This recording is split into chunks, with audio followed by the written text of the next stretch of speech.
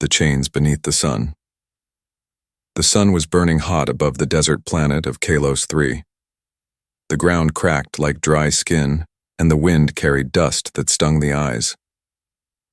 In the center of a dusty village square, a young alien woman lay on the ground, chained, bruised and covered in cuts. Her name was Jayla. Her skin, pale and marked with glowing silver lines, was covered in dried blood. Her arms were stretched, tied with metal ropes to a broken post. Her face was swollen from being hit with rocks. Around her, a group of aliens watched with cold, cruel eyes. She broke the law, one said. She dishonored her bloodline, another whispered. A large alien male threw another rock. It hit her side. Jayla coughed, but she didn't scream. She didn't beg. She just looked at the sky with lifeless eyes. She will die under the sun, the village elder announced. Let her death be slow. Let it be forgotten. One by one they left, and then she was alone. Hours passed. The sun climbed higher. Jayla's lips cracked. She had not eaten or drunk water in 2 days. Her stomach was empty, her skin burning. The chains cut deeper into her wrists. Her people had thrown her away like garbage. Why? She once wore the royal badge of House Shorin. She was once a daughter of a powerful bloodline. But when she questioned her father's cruel decisions, she was labeled a traitor, a dishonored one. Now, she would die like one. She closed her eyes. Far away, near the edge of the desert, a small old hover vehicle kicked up sand as it rolled into the village. Inside sat a human man, Elias Ward, a mechanic, and trader from Earth. He had been on Kalos 3 for only a week looking for old machine parts to fix his ship. But when he passed the village square, something strange caught his eye, a figure in chains. He stopped. He got out of the vehicle. No one else was around. He stepped closer, confused. What the hell? The woman was barely breathing. Her skin shimmered strangely in the sunlight, and her body looked too fragile to be alive.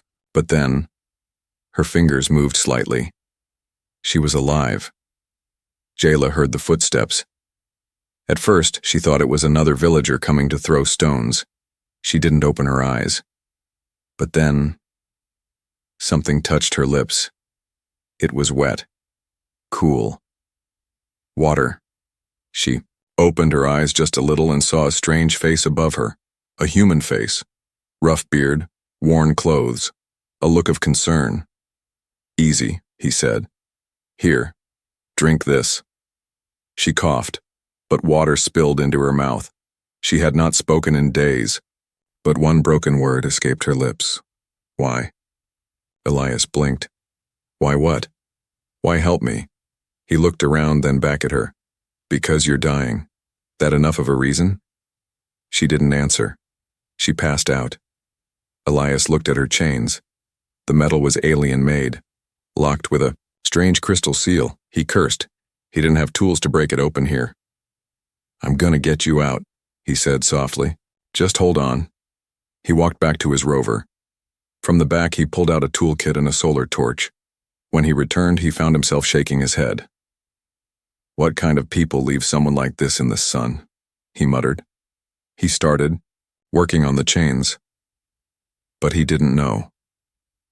Someone was watching. Behind the walls, a young alien boy saw everything. His eyes widened. He ran off silently toward the village elder's house. The chains clicked loose after 20 minutes of hard work. Elias gently lifted Jayla's weak body and carried her to the rover. She weighed almost nothing. He laid her down in the back seat and turned on the cool air.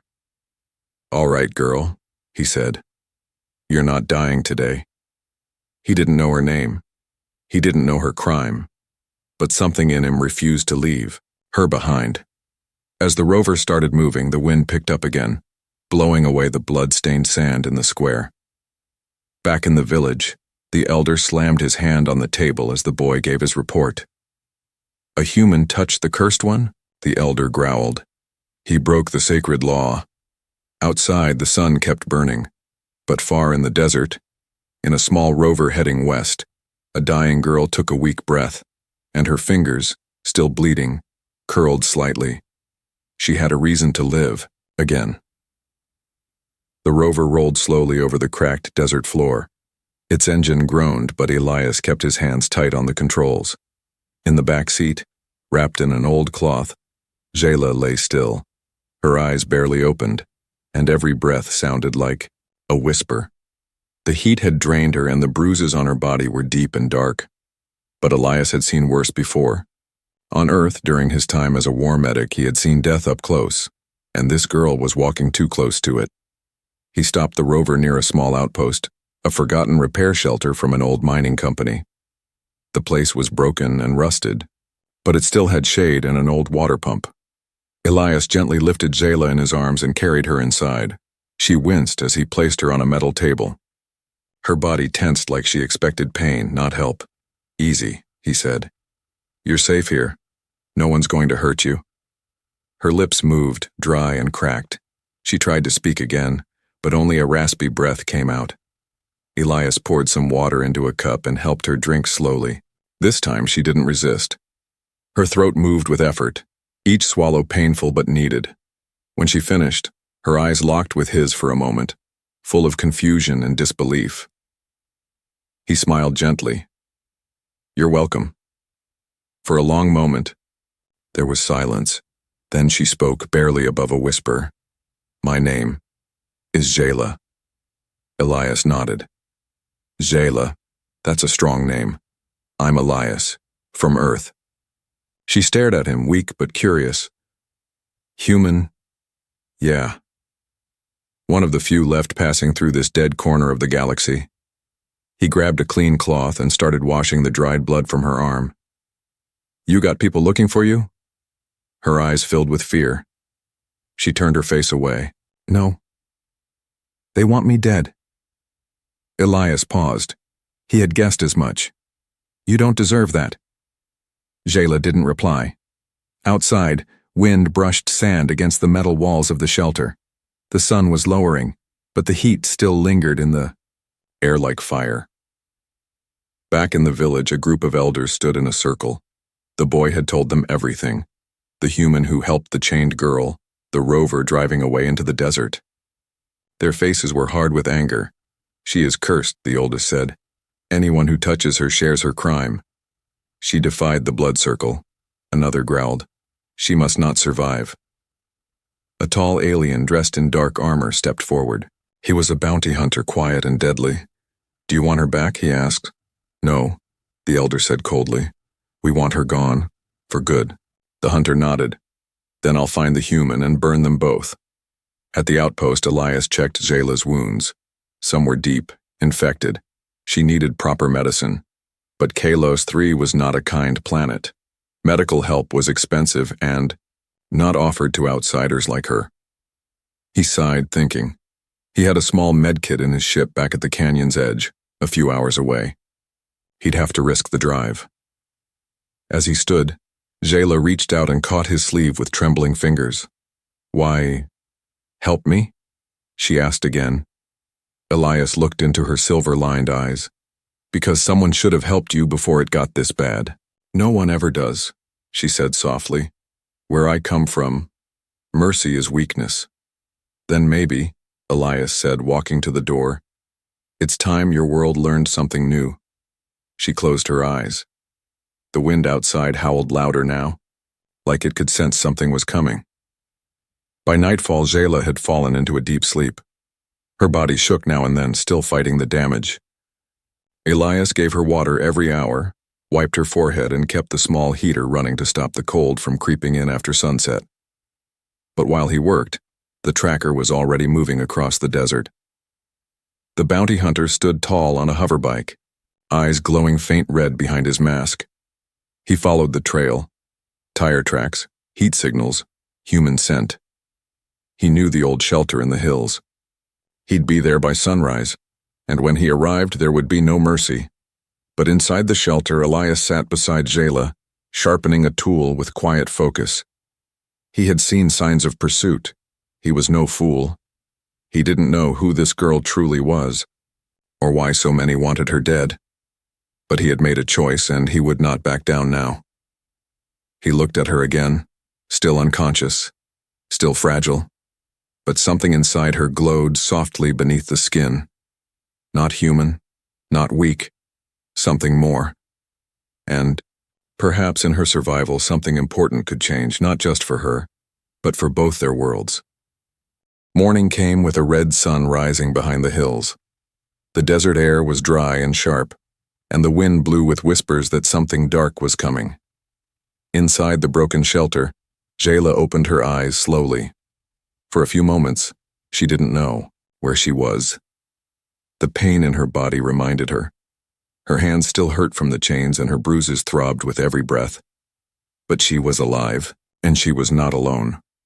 Elias stood by the entrance looking out. He hadn't slept all night. His tools were scattered on the floor, his rifle now fully charged and resting near the door. The silence was heavy, but the air was tense.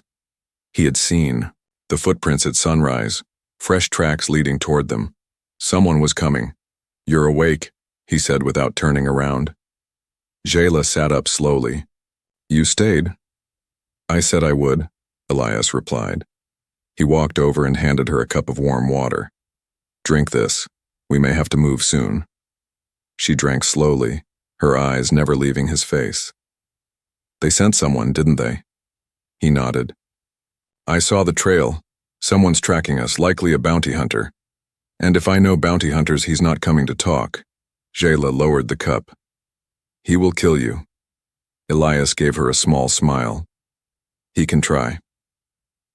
At that same moment, not far from the shelter, the hunter arrived. His name was Krell, known on many worlds as the ghost that hunts. He never failed a job. His armor was black as night, marked with ancient war runes, and his face was hidden behind a mask that filtered the air and read heat signatures. He stood still at the edge of a rocky cliff, scanning the ground below. 2 heat sources. 1 human, 1 alien. He narrowed his eyes. Target located. He raised his weapon and began walking forward. Back at the shelter, Elias helped Jayla to her feet. She leaned on him, weak but steady. Her body was recovering but not fast enough. "We need to leave now," Elias said. "My ship is 2 hours west across the dust ridge. If we reach it, we'll be safe. For a while." Jayla touched his arm. "You don't have to do this." Elias met her eyes. "You were left to die. Someone should have done something.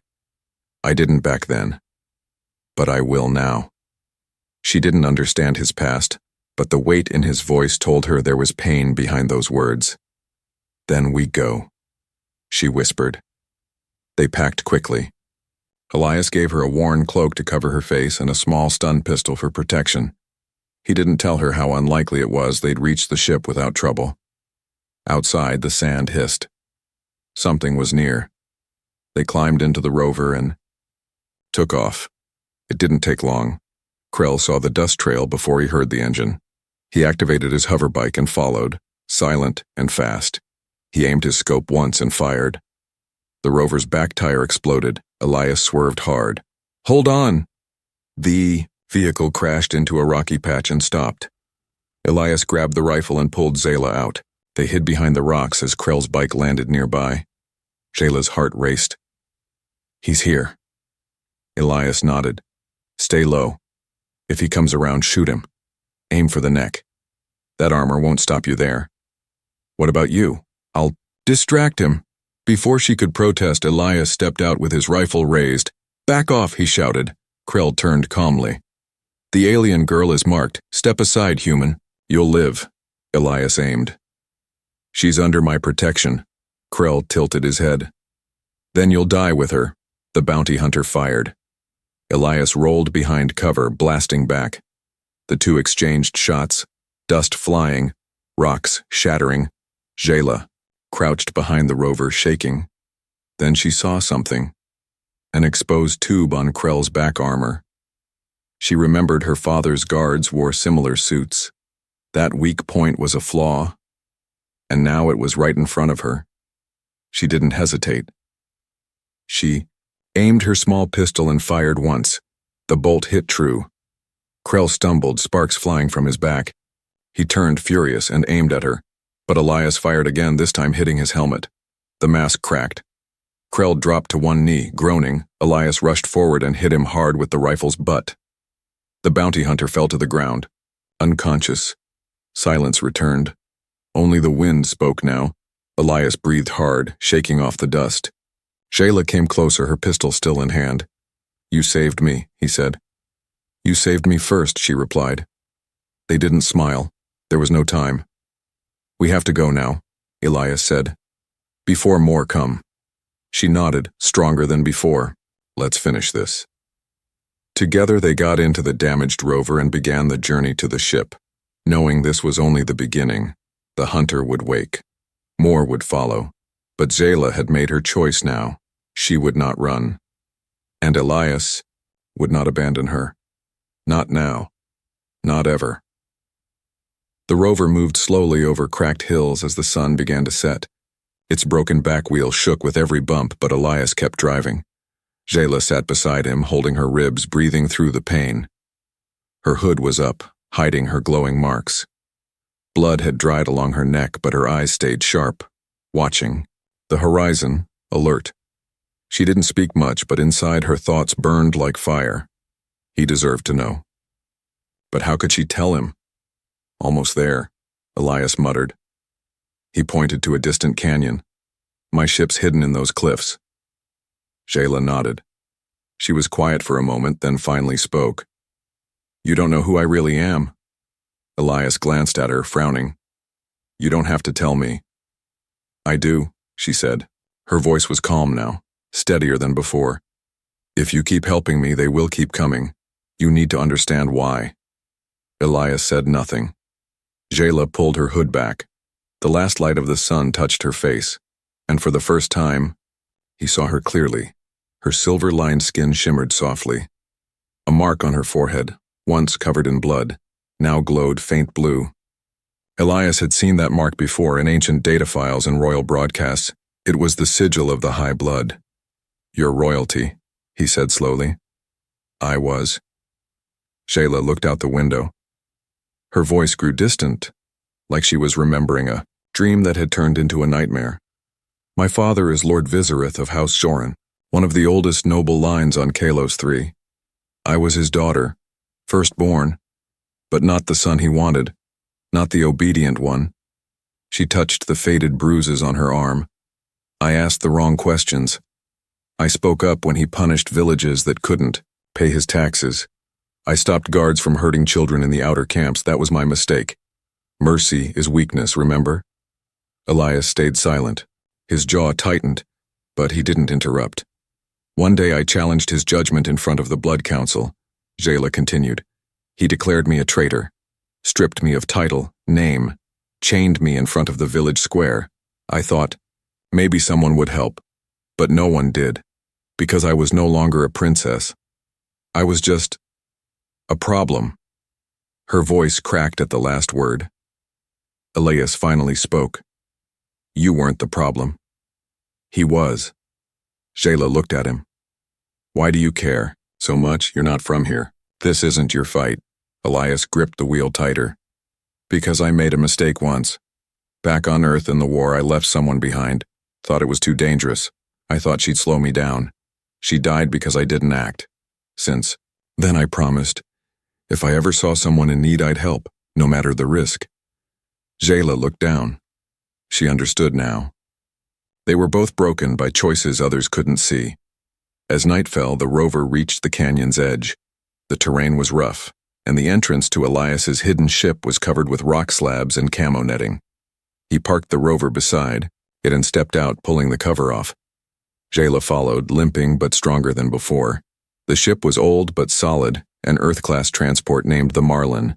Its sides were scratched and some panels had been patched with scrap metal, but the engines looked clean. Elias opened the hatch. "Welcome aboard." Zayla looked inside. There was a small medical bay, a bunk, and boxes of tools and supplies. It smelled of oil and old leather. She stepped in slowly. "This is more home than I've had in years." Elias started treating her wounds with his better supplies now. As he cleaned her cuts, he asked, "Do you think your father will stop?" Jayla shook her head. No, he can't. Not now. I survived when I was supposed to die. That alone is enough to shame him. And shame must be erased, no matter what it takes. Elias sighed. Then we'll just have to keep moving or fight back. She raised her eyes. You'd fight a noble house for me? He shrugged. Why not? I fought worse. For the first time, Jayla smiled. A small one, but real. Far across the sands, inside the capital tower of House Joran, Lord Vizereth sat in silence. A report had arrived. One of his bounty hunters was injured. The girl had escaped again, and with help. A human. The Lord's fingers curled on the table. His voice was cold as he spoke to his advisor. She cannot live. Not now. Not after this. She is just one girl, the advisor said carefully.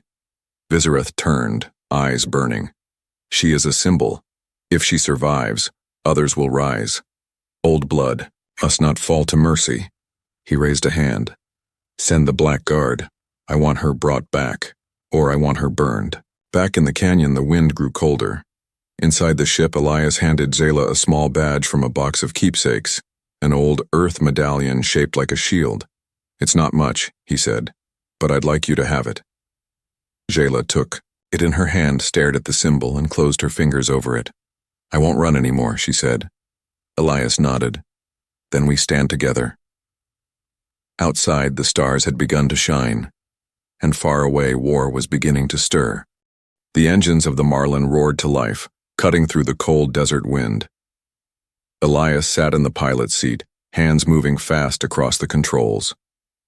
Jayla stood behind him, watching the cliffs grow smaller as they rose into the dark sky.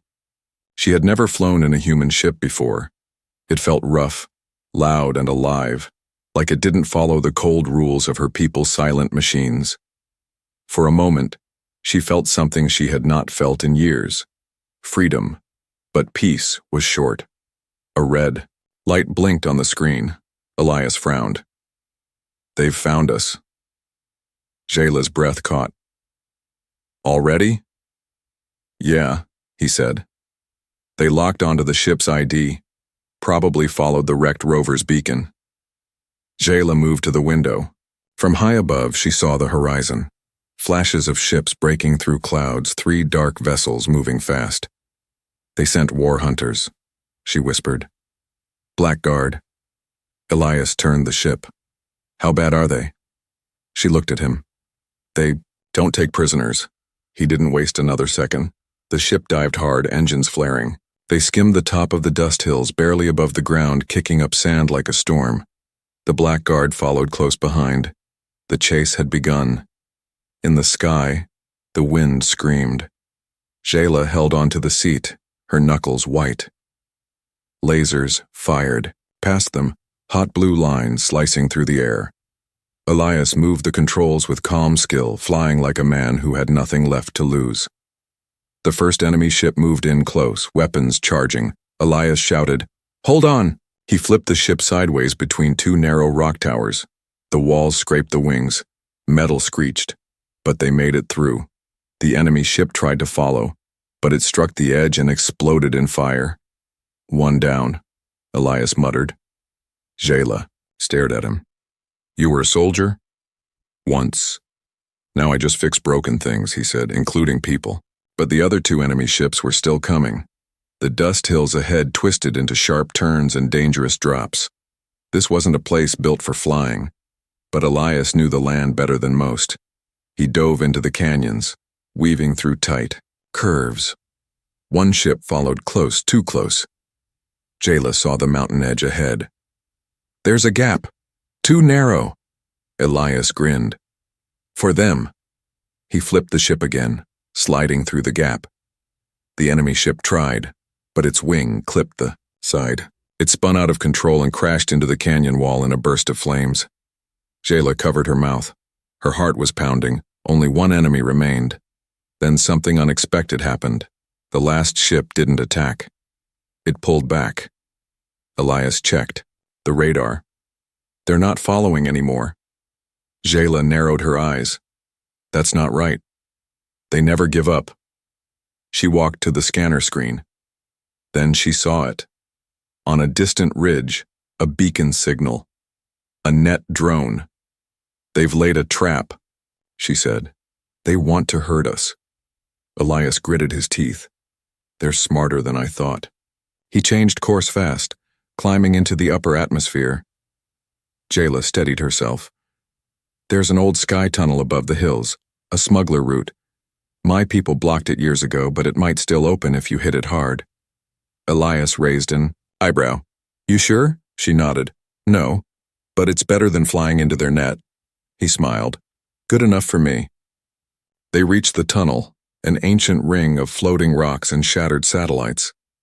Long ago, smugglers used it to vanish across the stars. Now it looked like a graveyard in the sky. Elias aimed straight for it. Let's see if ghosts can hide us. The last Blackguard ship came back into view, chasing at full speed. Jayla held her breath. The tunnel was closing, metal arms starting to collapse like jaws.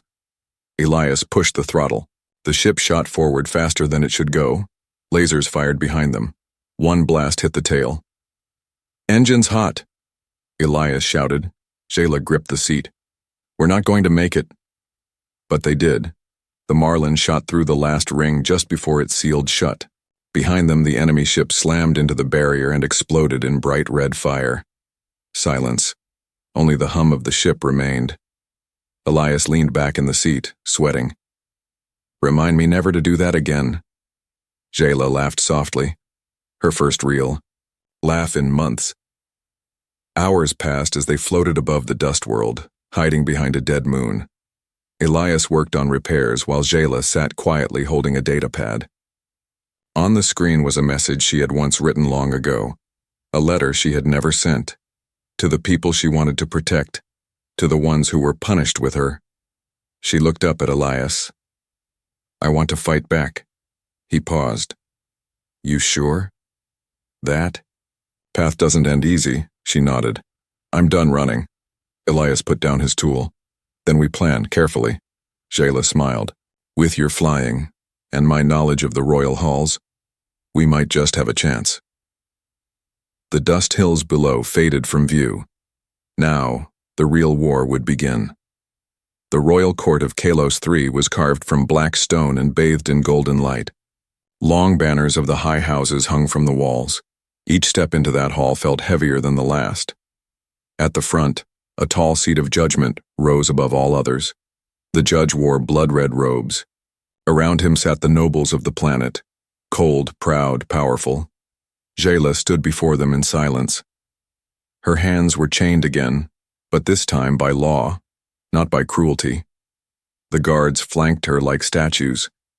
Her face was calm, but her eyes were full of fire. She had come back by her own will, not to beg, to speak. Behind her, Elias stood alone. No guards, no armor, just a man in a dusty coat. But his presence was like a boulder in a river, unmoving, watching, waiting. The judge slammed his black hammer on the stone. Jayla of House Joran, he announced. You stand accused of treason, disobedience, and inciting rebellion against your noble father, Lord Vizereth. Do you deny these charges? Jayla raised her chin. I accept them. Gasps echoed across the hall. But I do not regret them, she added. The judge narrowed his eyes. Then you confess? I confess, she said, that I refused to stay silent while my people starved. I confess that I stopped guards from killing children. I confess that I chose mercy over blind tradition. Her voice rang through the chamber. That is not treason. That is justice. The nobles began to murmur. One of them stood up. A cousin of her father. She broke the blood code. Our rules have held this planet together for 1,000 years. If she tears them down, what do we have left?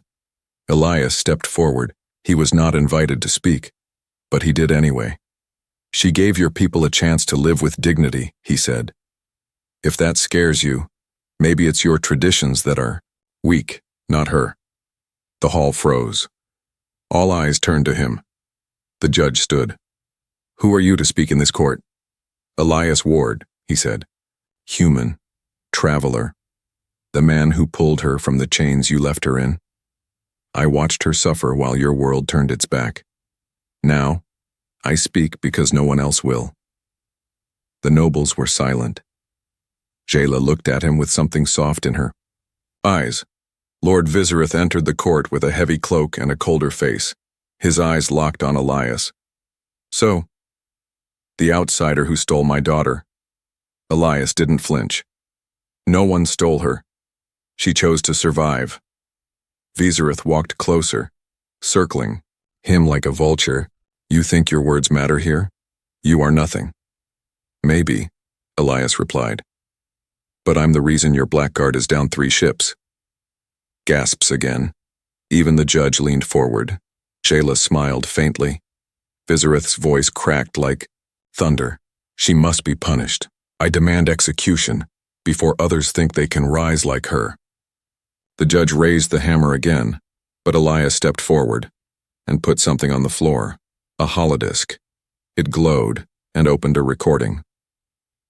The court watched in silence. It was a message, a secret video. Jayla's father, beating a poor worker for asking for food, burning a village that refused to pay unfair taxes, ordering his soldiers to take children from homes. The hall gasped.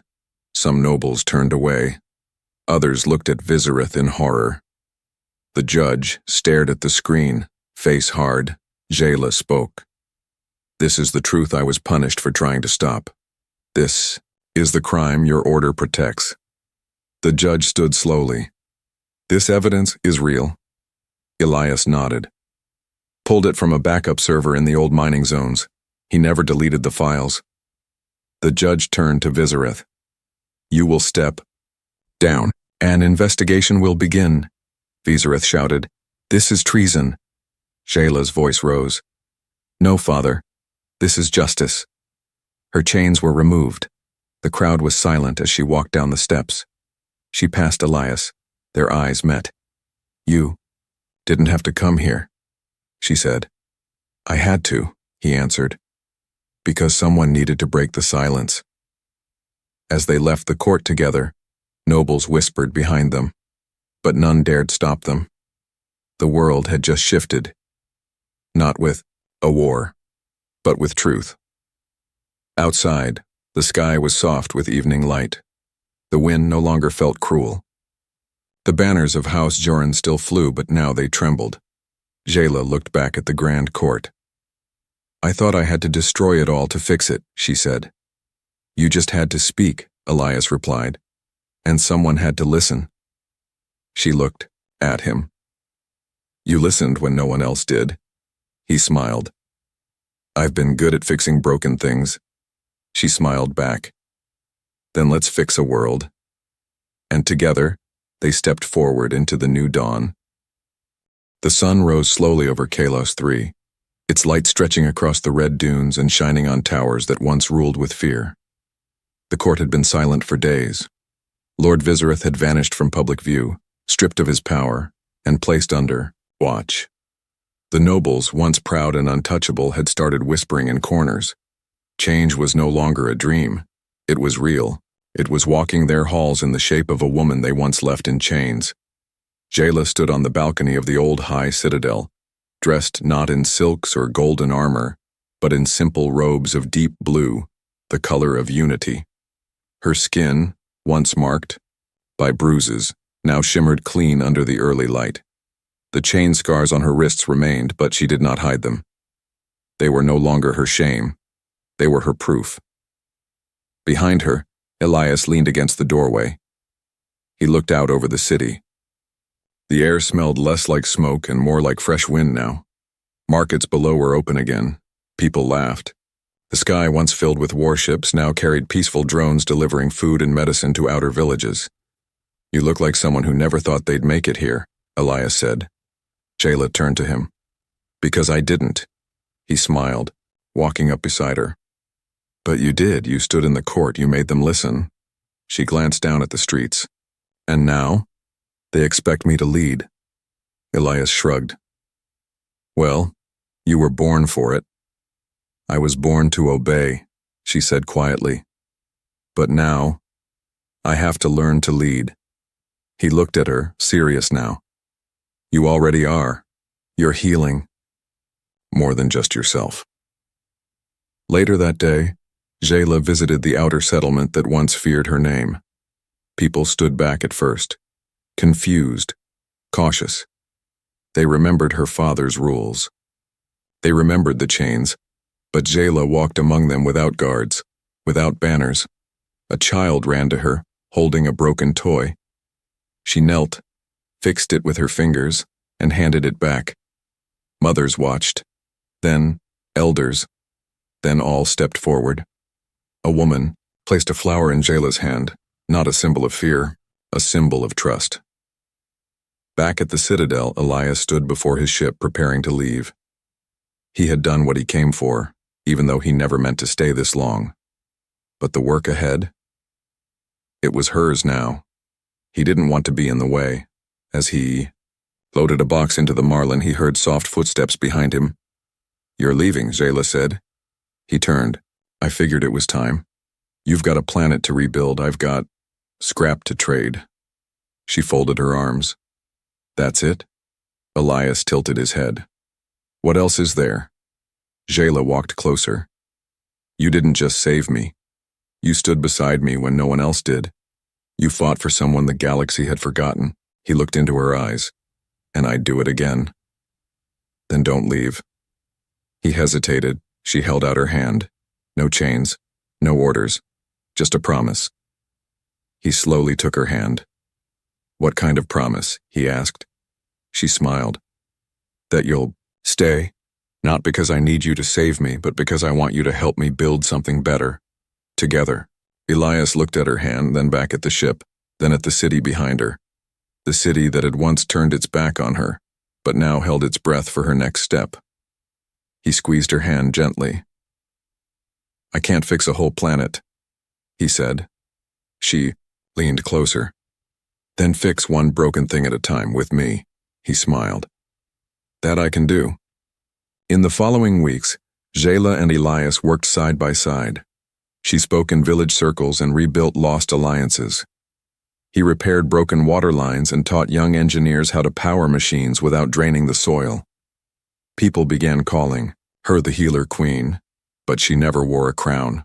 She walked barefoot, laughed with children, and never forgot what the chains had taught her.